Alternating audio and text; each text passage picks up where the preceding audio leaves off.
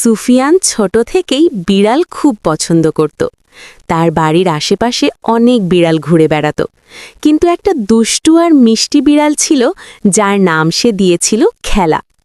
একদিন বিকেলে সুফিয়ান আর খেলা বিড়ালটা একসাথে অনেকক্ষণ খেলাধুলা করল, কখনো দৌড়াদৌড়ি, কখনো লুকোচুরি। পুরো সময়টা যেন আনন্দে ভরে গেল। খেলা বিড়ালটা সুফিয়ানের খুব কাছের বন্ধু হয়ে গেল। সুফিয়ানের বাবা সুজন আর মা শিউলি দূর থেকে তাদের এই মিষ্টি খেলা দেখছিলেন। তারা হাসছিলেন, কারণ তারা জানতেন ছোট ছোট এই মুহূর্তগুলোই আসলে সবচেয়ে বড় সুখ। সেই দিনটা সুফিয়ানের জীবনে একটা সুন্দর স্মৃতি হয়ে রয়ে গেল, যেদিন সে আর তার প্রিয় খেলা বিড়ালটা একসাথে হাসি আর আনন্দে ভরে উঠেছিল।